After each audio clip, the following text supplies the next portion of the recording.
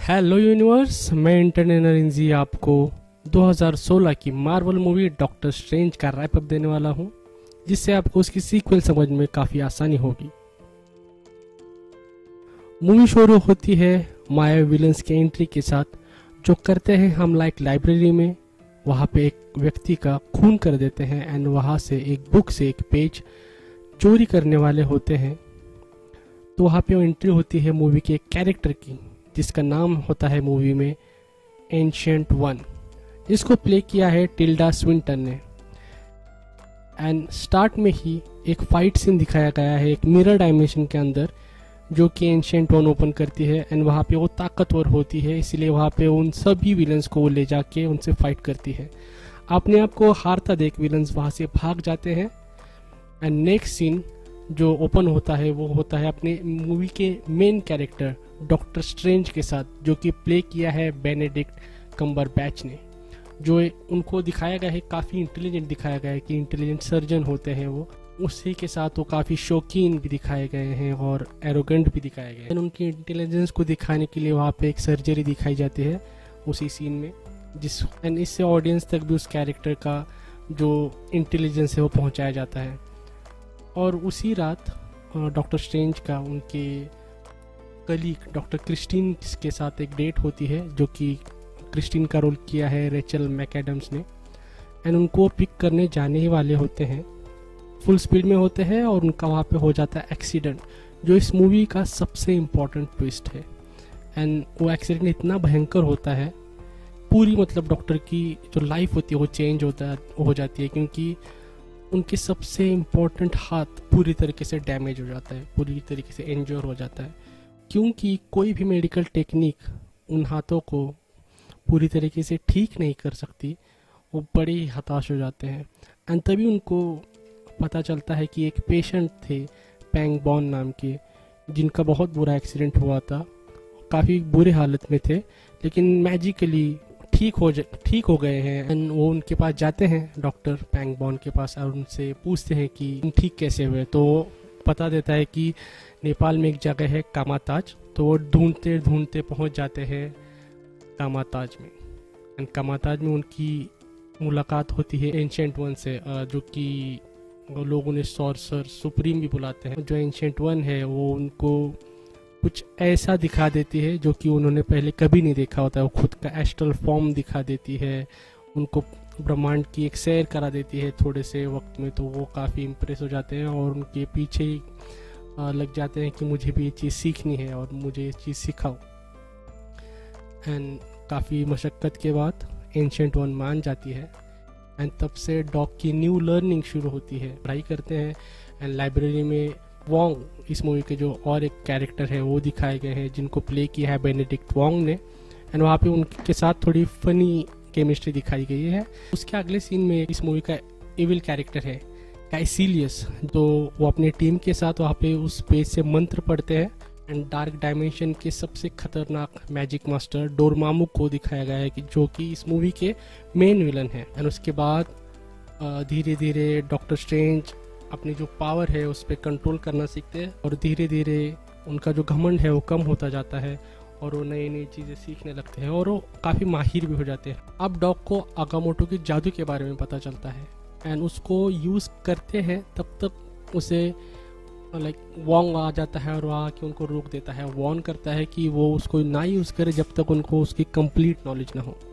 And इसके साथ वो सैंक्टम के बारे में भी उनको बताता है कि सैंक्टम क्या है, हम ये क्यों कर रहे हैं, एवेंजर्स क्या करते हैं और हम क्या करते हैं, इसके बारे में उनको सारी इन्फॉर्मेशन देता रहता है। तब तक काइसिलियस वहाँ पे आ जाता है और काइसिलियस एंड डॉक्टर स्ट्रेंज के बीच में बहुत ही भयंकर फाइट हो जाती है वहाँ पे। एंड उस दौरान वहाँ पे मैजिकल के, जिसको क्लॉक ऑफ लेविटेशन बोला जाता है, वो डॉक्टर को चुनता है और वहाँ पे वो उनको बचाता भी है, एक तरीके से उनको गाइड करता है कि क्या करना है। एंड वहीं पे सबसे शॉकिंग एक चीज़ रिवील होती है कि एंशिएंट वन भी डॉक्टर डार्क मैजिक का यूज़ करके इतने साल जी रही है। एंड यही चीज़ सबको बहुत ही ज़्यादा परेशान करती है कि अगर हम भी डार्क मैजिक यूज़ कर रहे हैं तो हमारे और उस इविल के बीच में क्या फ़र्क रह गया। जैसे ही वहाँ से सारे लोग चले जाते हैं, फिर से डॉक्टर स्ट्रेंज के साथ एक ट्रिक होता है। वहाँ पे छलावे के साथ डॉक्टर स्ट्रेंज पे हमला होता है और काफ़ी इंजोर हो जाते हैं वो। और वो जैसे ही इंजोर होते हैं, वो एक चीज़ करते हैं सबसे इम्पोर्टेंट, वहाँ की वो भागते हुए अपने मैजिकल डोर से वो पहुँच जाते हैं हॉस्पिटल। एंड वहाँ पे अपने एस्ट्रल फॉर्म में आके डॉक्टर क्रिस्टीन के हेल्प से वो अपने आप को बचाते हैं। और उसी वक्त वो जब एस्ट्रल फॉर्म में होते हैं, तब वहाँ पे जो काइसिलियस का टीम मेंबर होता है वो उन पे वो हमला कर देता है। वो भी एस्ट्रल फॉर्म में आके उन पे हमला करता है। तब doctor strange with the help of Christine उस एविल पर्सन को वहाँ पे मार देते हैं और अपने एस्ट्रल फॉर्म में क्रिस्टीन की हेल्प से वो अपने आप को बचा लेते हैं। और वहाँ से वो फिर से डायमेंशनल गेटवे यूज़ करते हैं और पहुँच जाते हैं सैंक्टम में। तो जैसे ही वो सैंक्टम में वापस आते हैं, वहाँ पे वो देखते हैं कि वहाँ पे फिर से काइसिलियस और उसके टीम मेंबर पहुँच गए हैं और वो अपना डार्क डायमेंशन मैजिक यूज़ करके पूरे दुनिया पर डार्क डायमेंशन की जीत करा के सबको ख़त्म करने वाले हैं। तो इसको वहाँ पे फेल करने के लिए डॉक्टर स्ट्रेंज वहाँ पे मिरर डायमेंशन ओपन कर देते हैं। और मिरर डायमेंशन में due to dark dimension magic Kaecilius और उसकी टीम और भी ताकतवर हो जाती है। एंड फिर वहाँ पे इन सबको बचाने के लिए एंशिएंट वन आ जाती है और एंशिएंट वन और काइसिलियस के बीच बहुत ही भयंकर फाइट होती है। और हमें दिखता होता है कि यहाँ पे एंशिएंट वन जीत रही होती है, बट अगेन ट्रिक से एंशिएंट वन पे वो हमला करते हैं एंड एंशिएंट वन बहुत ही बुरी तरीके से इंजोर हो जाती है। सो डॉक्टर स्ट्रेंज अपने टीममेट के साथ वहाँ से एंशिएंट वन को भगा के हॉस्पिटल ले जाते हैं। तो हॉस्पिटल ले जाते हैं, एंशिएंट वन को पता होता है कि ये उनका आखिरी वक्त है, क्योंकि उन्होंने हमेशा फ्यूचर में इसके आगे कुछ भी नहीं देखा है। तो वो वहाँ से डॉक्टर स्ट्रेंज को सॉर्सर सुप्रीम बना के वहाँ से चली जाती है। एंड शायद यही भविष्य होता है, यही फ्यूचर उन्होंने हमेशा देखा है। तो वहाँ पे वो वैसे ही करते जो उन्होंने जो भविष्य में देखा होता है। एंड वहाँ पे एंशिएंट वन का एंड दिखाया गया है।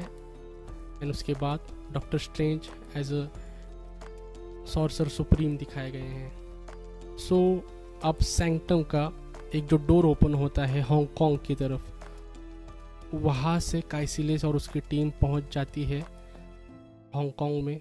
एंड वहाँ से वो डोरमामू को अर्थ पर बुला के अर्थ पर पूरी तरीके से डोरमामू का कब्जा करा देती है, ताकि उनको उस डार्क डायमेंशन से मैजिक मिलती रहे और हमेशा के लिए अमर हो जाए।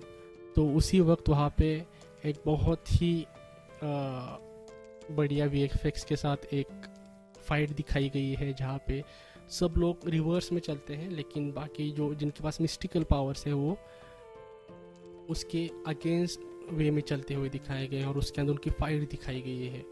और इस सब को देखते वक्त स्क्रीन पे बहुत ही ज़्यादा मज़ा आता है, मतलब मुझे तो बहुत मज़ा आता है।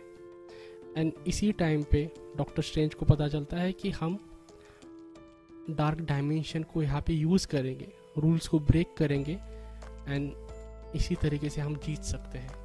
तो वो वहाँ से पहुँच जाते हैं डोरमामू के पास, जो कि डार्क डायमेंशन का सबसे बड़ा मास्टर होता है, और वो ट्रिक से उनको अपने टाइम लूप में फंसा लेते हैं। एंड जैसे ही टाइम लूप में फंस जाता है, तो फिर डोरमामू जितने भी बार डॉक्टर स्ट्रेंज को मारे वो फिर से ज़िंदा हो जाते हैं और फिर से वही दोहराते हैं। फिर ये सब देख के डोरमामू काफ़ी परेशान हो जाता है, क्योंकि वो अब हमेशा के लिए उस लूप में फंस गया है। जब तक डॉक्टर स्ट्रेंज वो लूप को नहीं तोड़ेंगे तब तक ये लूप नहीं टूटेगा। तो डॉक्टर स्ट्रेंज और डोरमामू के बीच में एक डील होती है कि वो अर्थ को छोड़ के चले जाए और काइसिलियस उसकी टीम है उसको वहाँ से ले जाए उनको, क्योंकि डार्क डायमेंशन में रहना है और जो भी उनकी एनर्जी एब्सॉर्ब करनी है वो एब्सॉर्ब करे, बस वो अर्थ को छोड़ दे। तो ये डील डोरमामू को माननी ही पड़ती है, क्योंकि वो डॉक्टर स्ट्रेंज के लूप में फंस के रह गए। ऐसा ही होता है, डॉक्टर स्ट्रेंज वापस आते हैं एंड क्योंकि डील हुई होती है, डोरमामू काइसिलियस और उसकी टीम को अपने पास ले लेते हैं एंड देन इसी तरह से ये मूवी ख़त्म होती है। सबको बचा लेते हैं डॉक्टर स्ट्रेंज एंड बहुत ही बढ़िया सी ये मूवी है। अगर आपको सच में MCU और उसके यूनिवर्स के बारे में बहुत ही ज़्यादा क्यूरियोसिटी है तो ये मूवी ज़रूर देखिए, क्योंकि डॉक्टर स्ट्रेंज का बहुत ही अच्छा रोल है MCU में एंड वो हर बार वो किसी न किसी तरीके से जुड़े हुए हैं।